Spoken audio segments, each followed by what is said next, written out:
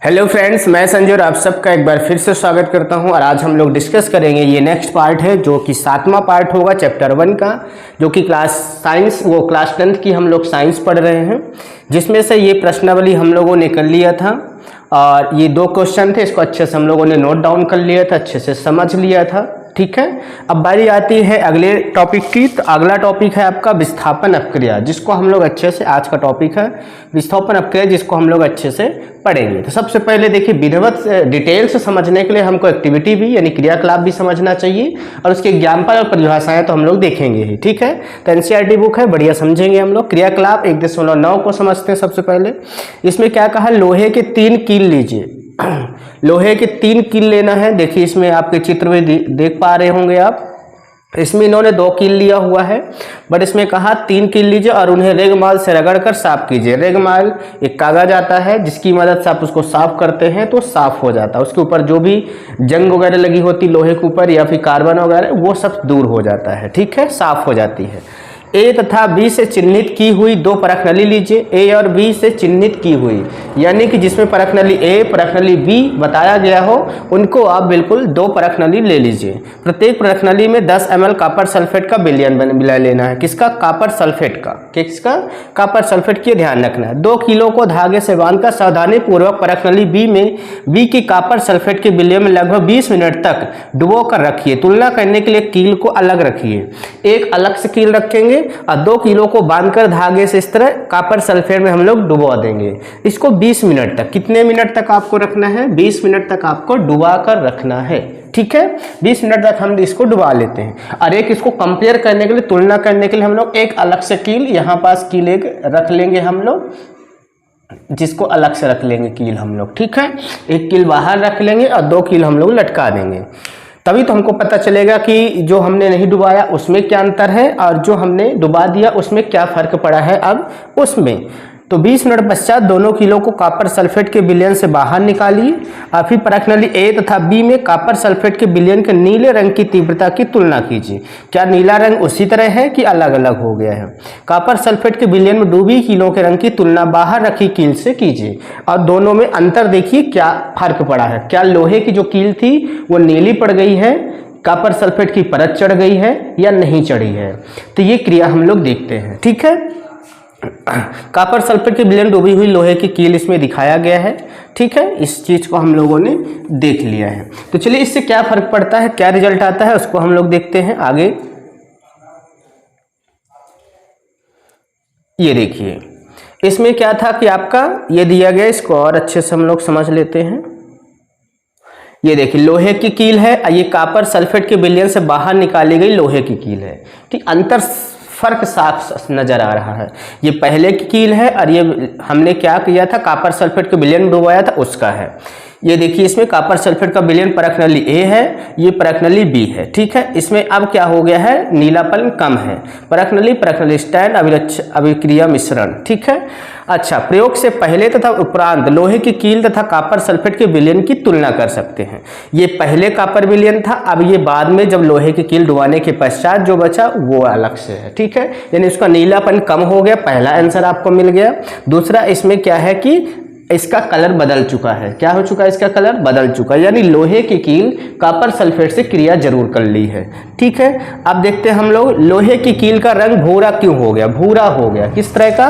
भूरा। तथा copper sulphate के विलयन का नीला रंग मलिन क्यों पड़ गया? मलिन यानी कि कम हो गया, मैला टाइप का हो गया, नीला नहीं रह गया, यानी दोनों में फर्क पड़ा है। चलिए हम लोग इसको क्रियाकलाप से देख लेते हैं। हमने लिया लोहे की कील यानी कि लोहा लिया, आयरन यानी कि आपका सॉलिड फॉर्म में लिया, हमने ठोस लिया, हमने आपको पीछे अध्याय में पढ़ा है। और अगर आपने पीछे वीडियो देखा है तो बढ़िया समझ में आएगा आपको। एस का मतलब सॉलिड होता है, ठोस। तो लोहे की कील ठोस थी। कॉपर सल्फेट का एक्वा यानी हमने विलयन लिया था कॉपर सल्फेट। अच्छा, अब देखिए जैसे यहाँ पे क्या है कि आयरन क्या होता है, ज्यादा क्रियाशील होता है, जिससे कि वो कॉपर सल्फेट से क्रिया कर लेगा, कॉपर सल्फेट से क्रिया कर लेगा, सल्फेट से और कॉपर अलग कर देगा। क्या कर देगा? कॉपर अलग कर देगा, सल्फेट से क्रिया कर लेगा। ठीक है, यानी आप जैसे ध्यान देते हैं कि अगर आप 2 दोस्त हैं, ठीक है। एक बीच से कोई दोस्त आता है और वो किसी के बारे में बुरा भला कहता है और उसको कहता है कि गंदा, इससे दोस्ती ना करो। अगर वो प्रभावशाली तरीके से कहता है और सच्चाई कहता है तो आप उसके साथ चले जाओगे, ठीक है, क्योंकि वो ज़्यादा एक्टिव है, ज़्यादा क्रियाशील है और आपकी ज़्यादा केयर करता है, बिल्कुल चले जाओगे और उसको छोड़ दोगे। इसी प्रकार से लोहा ज़्यादा क्रियाशील है जो कि सल्फेट से क्रिया कर लेता है, तो कॉपर यहाँ पे आयरन सल्फेट बना लेता है। उसके बाद देखिए कॉपर अकेला बेचारा रह जाता है जो कि बाहर निकल जाता है, ठीक है। तो इस प्रकार से क्या हुआ, एक सल्फेट का विस्थापन हो गया। किसने विस्थापन किया? लोहे ने विस्थापन किया। किससे, किसके कारण इसका सल्फेट इससे देखिए कॉपर और सल्फेट दोनों मिले हुए हैं, दोनों में टकराव, दोनों में अलगाव किसने किया? दोनों को अलग किसने किया? आयरन ने किया, लोहे ने किया। तो इसका कारण कौन है? लोहा, और ये ज़्यादा क्रियाशील था इसलिए सल्फेट इसके पास चला गया, कॉपर आपका अलग से बचा। इस अपक्रिया में लोहे आयरन ने दूसरे तत्व कॉपर को कॉपर सल्फेट से विलयन से विस्थापित कर दिया या हटा दिया। बिल्कुल, आयरन क्या करता है? कॉपर सल्फेट में से कॉपर को अलग कर देता है।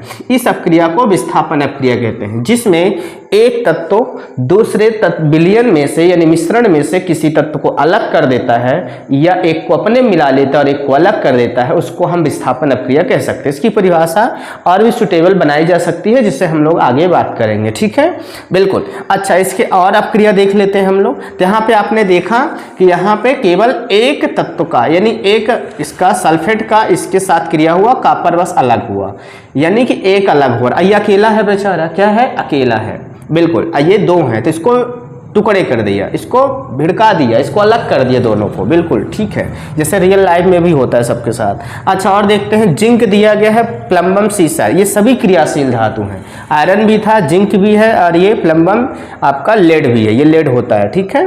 तो जिंक का लिया कॉपर सल्फेट के साथ, ये भी क्या किया? सल्फेट को अलग कर दिया कॉपर के साथ, तो कॉपर अलग हो गया और सल्फेट इसके साथ हो गया। जिंक किसके साथ क्रिया कर लिया? सल्फेट के साथ, और जो कि कॉपर अलग हो गया, तो कॉपर अलग जाके पड़ा हुआ है और अलग हो गया, ठीक है। अच्छा, पीबी लिया हमने ठोस, ये CuCl3 कॉपर क्लोराइड है, तो ये क्या करता है? क्लोराइड के साथ क्रिया कर लेता है तो लेड क्लोराइड बना लेता है और कॉपर अलग हो जाता है। यानी कि अगर आप एक अधिक क्रियाशील धातु के साथ और दो कम क्रियाशील धातुओं के साथ कराएंगे तो उसमें से अधिक क्रियाशील जरूर किसी न किसी को अपने मिला लेगी और एक को छोड़ देगी, ठीक है। उसी तरह अगर आप ज़्यादा एक्टिव हैं, ज़्यादा मेहनती हैं, तो आप जरूर उसको ले लेंगे, पा जाएंगे सफलता, नहीं तो नहीं। इसी प्रकार यहाँ से ऐसे क्रियाओं में भी होता है, तत्वों में होता है, जो ज़्यादा क्रियाशील होता है वो पहले क्रिया कर लेता है, ठीक है। तो इस प्रकार ये हमने समझा विस्थापन अपक्रिया को। अच्छा, यहाँ पे और क्या दिया है? जिंक तथा लेड कॉपर की अपेक्षा अधिक क्रियाशील होते हो। देखो, कॉपर के अपेक्षा ज्यादा क्रियाशील होते, इसलिए कॉपर बेचारा कम क्रियाशील होने की वजह से उसका साथ ही छोड़कर इसके पास चला जाता है, ठीक है। ये जिंक इससे क्रिया कर लेता है, लेड क्लोराइड से क्रिया कर लेता है, आयरन सल्फेट से क्रिया कर लेता है और कॉपर बेचारा अकेला बच जाता है। कॉपर को उसकी यौगिक से विस्थापित कर देते हैं, बिल्कुल कर देते हैं। ये हमने पहला समझा। क्या समझा हमने?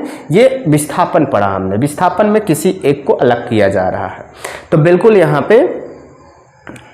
अच्छा, हम लोग अब दो विस्थापन पढ़ेंगे। यहाँ पे दो दो विस्थापन एक साथ होगा, यानी कि दो दो तत्वों को अल्दा बल्दी किया जाएगा, ठीक है। लेकिन किस बेस पे किया जाएगा? अधिक क्रियाशील के बेस पर किया जाएगा कि कोई और इसका आधार होगा, उस आधार को हम लोग समझते हैं। द्विविस्थापन अपक्रिया क्या? क्रियाकलाप 1.10 देखते हैं। एक परखनली में 3 ml सोडियम सल्फेट का विलयन लीजिए। सोडियम सल्फेट के विलयन युक्त परखनली हमने ये ले लिया, ठीक है। एक अन्य परखनली में 3 ml का बोरियम क्लोराइड ले लिए। बोरियम क्लोराइड हमने ले लिया। इस बार ये अच्छी बात है कि इसमें सोडियम सल्फेट यौगिक लिया हमने और बेरियम क्लोराइड भी यौगिक लिया, यानी कि मिश्रण लिया हम लोगों ने, यौगिक लिया जो कि विलयन फॉर्म में दोनों हैं। और उसमें क्या था? आयरन अकेला था, जिंक अकेला था और लेड अकेला था। इसमें दोनों कंपेयर में, दोनों जोड़े में है, ठीक है, कंबाइन में है। आपने क्या देखा? अच्छा, दोनों को मिला दीजिए। आपने क्या देखा? दोनों को मिला दीजिए। चलिए इसको हम लोग समीकरण के रूप में देखते हैं। तो आप देखेंगे कि श्वेत रंग के एक पदार्थ का निर्माण होता है, एक श्वेत रंग बनता है वहां पे, ठीक है, जो कि जल में अविलेय है, जल में नहीं घुलता है, ठीक है। जैसे झाग होता है, क्या होता है? झाग। जैसे हम लोग डिटर्जेंट को जब ऐसे घोलते हैं तो उससे झाग निकलता है, इसी प्रकार यहाँ भी सफेद रंग का एक रंग निकलता है, यानी झाग टाइप का, जो कि उसमें पानी में नहीं घुलता है।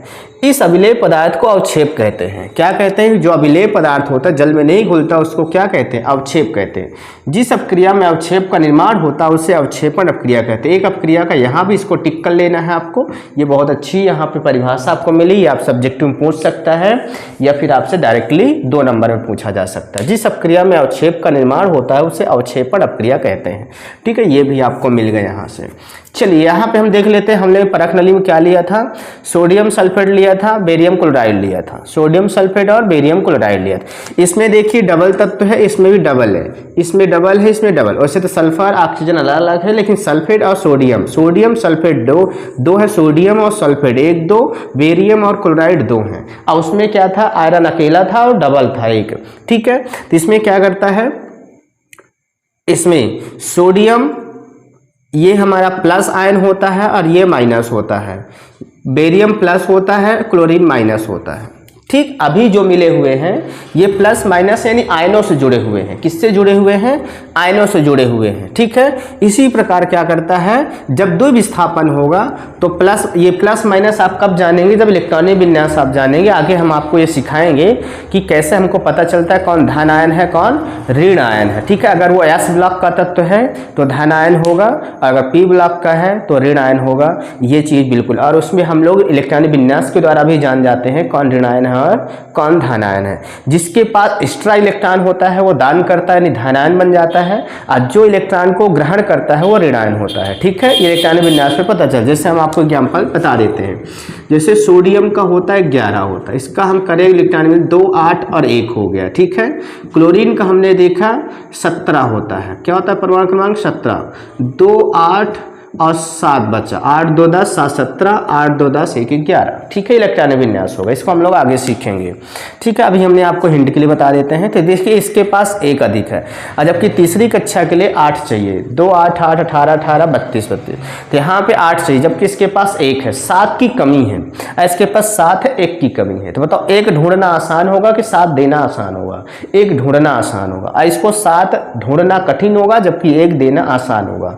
इसलिए ये क्या करता है? इलेक्ट्रॉन त्यागता है, और जो इलेक्ट्रॉन को त्याग करता है वो क्या होता है? धन आयन होता है, यानी वो दान कर रहा है। और ये क्या करेगा? 1 इलेक्ट्रॉन लेगा, ग्रहण करेगा, यानी कि ये ऋण आयन होगा। क्या होगा? ऋण आयन होगा।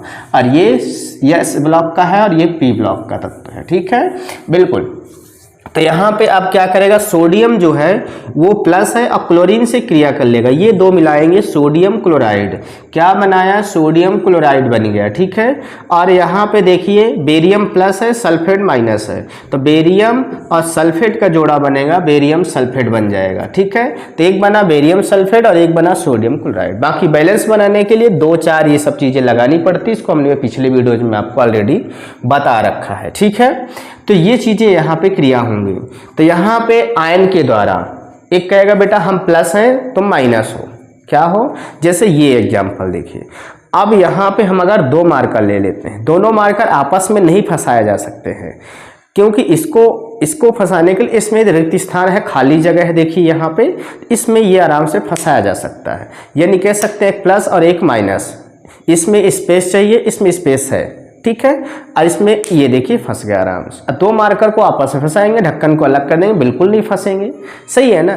उसी प्रकार से होता है, इसी प्रकार से ये होता है कि एक प्लस और एक माइनस आराम से आपस में क्रिया कर सकते हैं और वो मिश्रण बना सकते हैं, यौगिक बना सकते हैं। ठीक है, तो यहाँ पे प्लस वाला माइनस से और माइनस वाला प्लस से। अब पहले भी ये प्लस माइनस से जुड़े हुए थे, लेकिन अधिक क्रियाशील होने के कारण वो आपस में परिवर्तन कर लेते हैं। तो इसको हम डबल विस्थापन यहाँ पे हो रहा है। क्या क्या हो रहा है? डबल विस्थापन, इसलिए हम इसको द्विविस्थापन कहेंगे। क्या कहेंगे? द्विविस्थापन। इसकी परिभाषा क्या हो गई? ऐसा क्यों होता है? Barium 2 plus sodium SO4 2 minus की अपक्रिया से बेरियम सल्फेट के अवक्षेप का निर्माण होता है। एक अन्य उत्पाद सोडियम क्लोराइड का भी निर्माण होता है जो विलयन में ही रहता है। वो अपक्रियाएं जिनमें, ये देखिए यहाँ से परिभाषा आपको लिख लेना है, यहाँ से वे अपक्रियाएं जिनमें अभिकारकों के बीच आयनों का आदान प्रदान होता है। किसका होता है? आयनों का आदान प्रदान। आयन यानी कि जो प्लस और माइनस था, हमने आपको क्या बताया? प्लस और माइनस। तो आयनों का आदान प्रदान हो और उसे हम द्विविस्थापन कहेंगे। ठीक है। तो आयनों का हो लेकिन उसके साथ साथ डबल विस्थापन हो, आयनों का तो हो लेकिन उसके साथ साथ डबल विस्थापन हो, ठीक है। बाकी तो हमेशा प्लस माइनस ही होते हैं, ठीक है। जब भी कभी यौगिक बनते हैं तो हमेशा क्या होता है, प्लस माइनस से ही बनते हैं, ठीक है। तो क्या हुआ यहाँ पे कि आयनों का, आयन मतलब आयन दो होते हैं, एक प्लस और एक माइनस, तो आयनों का जब आदान प्रदान होता है तो उसे हम द्विविस्थापन कहते हैं। आई होप कि आपको द्विविस्थापन ध्यान में समझ में आ गया होगा, कोई समस्या नहीं होनी चाहिए यहाँ तक किसी को, सही है ना। आपको एक एक चीज़ सुनना है अच्छे से, आपको अलग से पढ़ने की जरूरत नहीं पड़ेगी। अच्छा, यहाँ पे दिया क्रियाकलाप 1.2 पर ध्यान दें, जिसमें आपने लेड नाइट्रेट तथा पोटेशियम आयोडाइड के विलयनों को मिश्रित किया था। अवक्षेप का किस रंग का था, ये क्रियाकलाप है। क्या आप शेपित यौगिक का नाम बता सकते हैं इस अपक्रिया के लिए संतुलित, ये पीछे देखना पड़ेगा, ठीक है। आप देख लेंगे, आपने अगर समझ लिया इसको तो इसको जरूर आप आंसर दे पाएंगे, ठीक है। अब आगे आते हैं आपकी अपक्रिया उपचयन और अपचयन अपक्रिया, ये क्या होती है इसको हम लोग नेक्स्ट वीडियो में समझेंगे। इस वीडियो में हम लोगों ने विस्थापन देखा और द्विविस्थापन देखा, दोनों के परिभाषाएं आपको लिख लेना है। पाठ के अंत में भी दिया रहता आपने क्या सीखा, वहां पे भी परिभाषाएं दी रहती, आप वहां से छोटी सी परिभाषा ढूंढकर लिख सकते हैं। और एग्जाम्पल 2-2 3-3 यहाँ पे दिया गया है, तो आपको अच्छे से कम 2-2 एग्जाम्पल आपको जरूर याद रखना है, ताकि पेपर में अगर एक एग्जाम्पल कहीं फंस गया तो एक एग्जाम्पल आपको काम आ जाए। कभी कभी 2 ऑब्जेक्टिव पूछ लेता है, 2 नंबर में 2 उदाहरण पूछ सकता है, या परिभाषा और एक उदाहरण पूछ सकता है, तो आप वहां पे निडर रहें। तो कम से कम 2-2 समीकरण आपको याद होना चाहिए। आई होप कि आपको वीडियो समझ में आया है। इसी प्रकार और भी पढ़ने के लिए आप अगर नए हैं चैनल पे तो आप चैनल को सब्सक्राइब कर लीजिए, ताकि नेक्स्ट वीडियो हमारी आई तो उसका नोटिफिकेशन आपको सबसे पहले पहुंचे। आप बेल आइकन जरूर प्रेस कर लीजिए ऑल बटन पे, ताकि आपको नोटिफिकेशन पहुंच सके। और अगर आप चाहते हैं कि आपके दोस्त लोग भी सीखें तो आप दोस्तों के साथ शेयर कर सकते हैं। और अगर आप फेसबुक पेज पर हमारे देख रहे हैं तो फेसबुक पेज को फॉलो कीजिए। अगर आप SK coaching classes YouTube channel को देख रहे हैं तो आप इसको जरूर सब्सक्राइब करें, ठीक है। और कमेंट करके बताएं कि आपको समझ में आया कि नहीं आया, अपना ओपिनियन जरूर दिया कीजिए, ठीक है। तो हम लोग मिलते हैं नेक्स्ट वीडियो में, तब तक सभी को bye bye and take care.